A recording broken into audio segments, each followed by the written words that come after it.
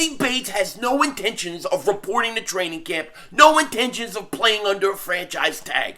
This is important when you live in Howie Vision, because anything is possible with the little guy.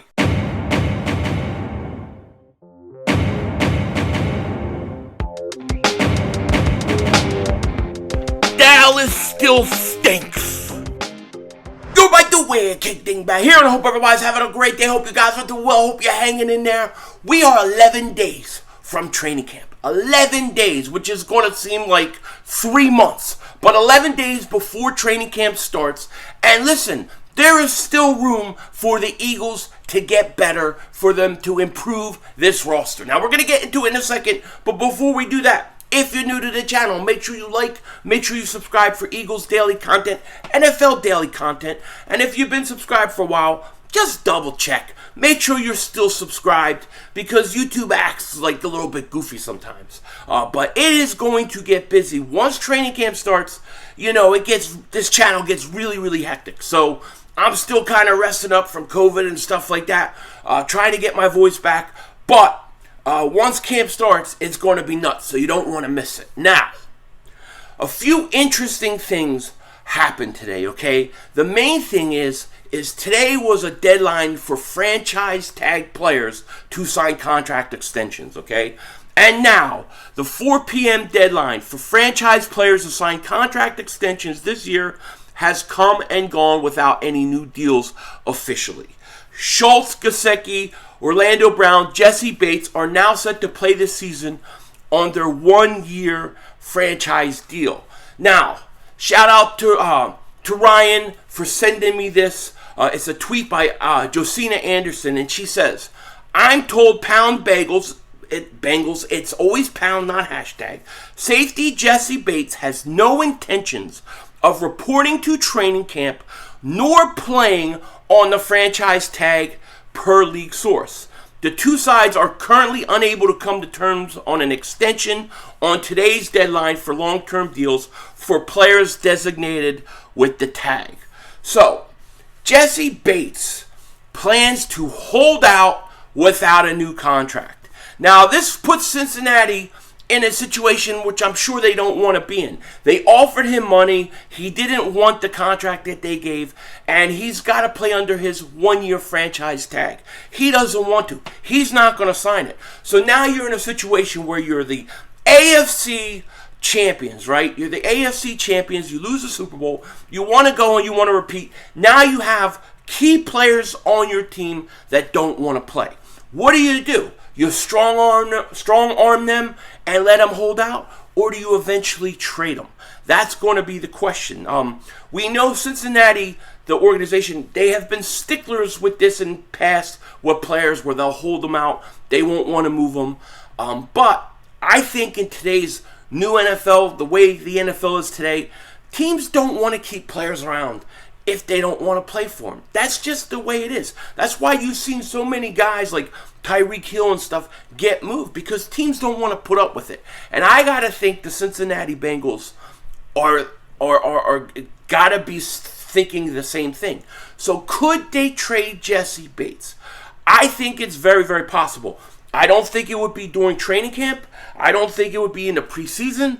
But I think if you get to around the trade deadline, let's say they're struggling a little bit, they're in the playoff hunt, but they haven't started quite as where they've wanted to, or they've got certain injuries, he could be a prime candidate for a trade, especially around the trade deadline. And the Eagles, as an Eagle fan, you've got to watch this, okay? You've got to watch it, because you never know what Howie Roseman is going to do. I think right now, going into training camp, all right, I think that the Eagles feel pretty comfortable with what they have at safety with Epps, Tart, and Anthony Harris.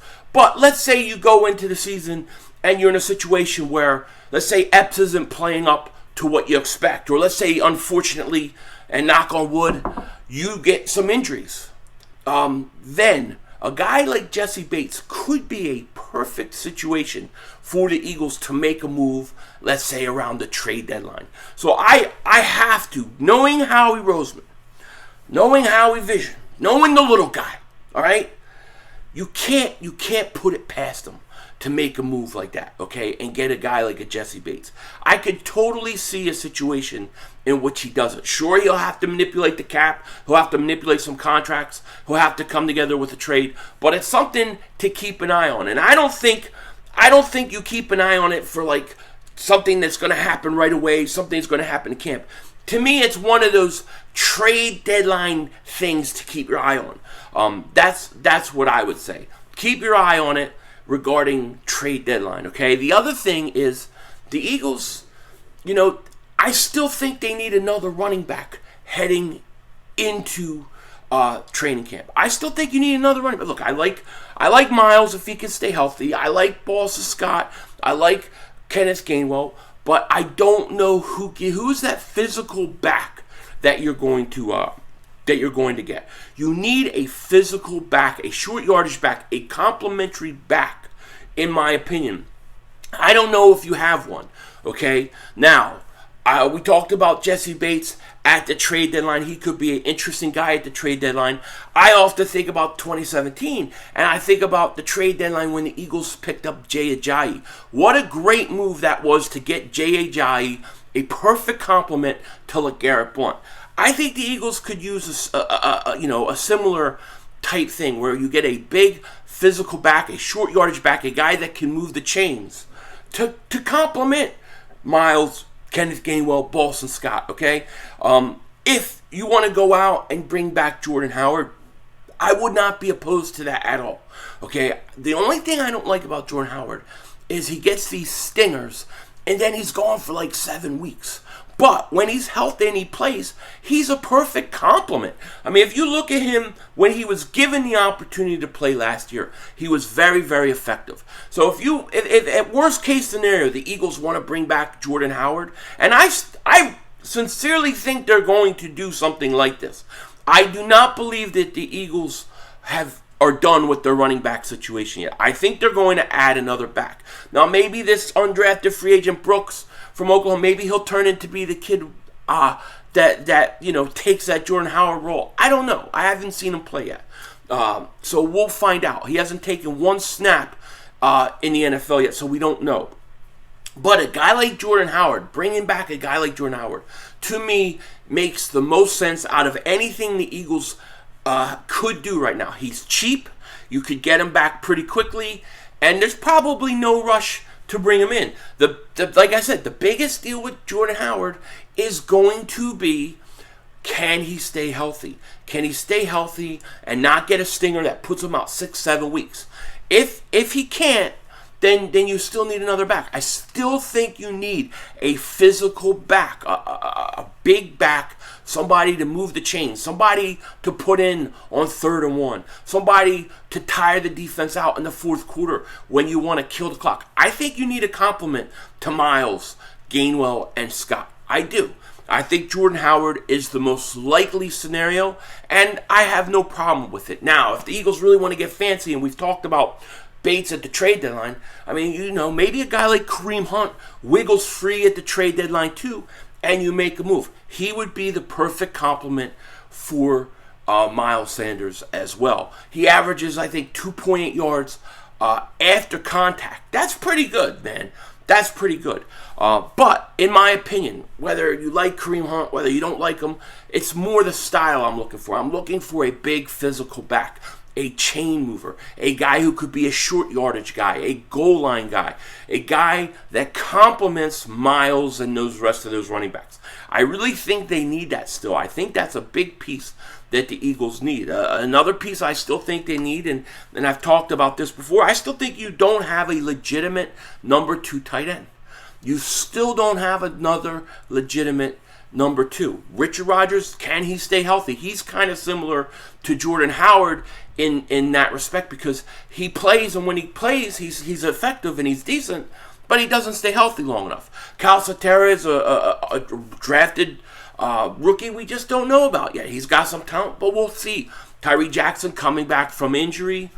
Stahl is all right, but I still think you need a number 2, and there's no chance in hell, none, that I'm putting any faith in one J.J. Arcega-Whiteside, the Umbrella Man, Mary Poppins. I can't put any trust that he's going to convert into a tight end. So, going into training camp, I mean, this roster's pretty much set, but I do think that there are still some moves that are going to be made, and I think it's going to be another running back, and I think it's going to be possibly another tight end if they could get one, because I think you need a legit number two. Maybe Calcaterra will be that guy, but we have to see. But I definitely think bringing in another running back would go a long way for this Philadelphia Eagles team. We are 11 days away from camp. I'm ready to go. And I think Jordan Howard is probably the most likely scenario to come back. I think that's the most likely next move the Eagles make would be bringing back Jordan Howard.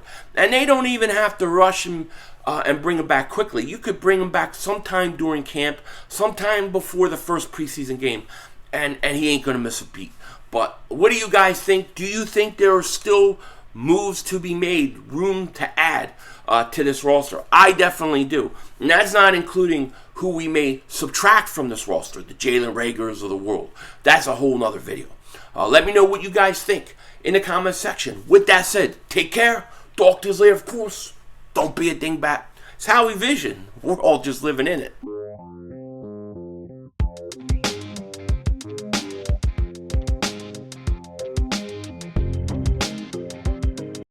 Alright, I got one. I just started watching a documentary on Netflix. It's called, I think, Where is DB Cooper?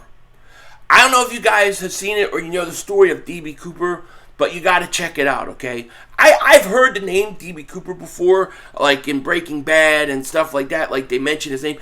I didn't even know who the hell it was. But apparently this dude hijacks a plane in the 70s, right?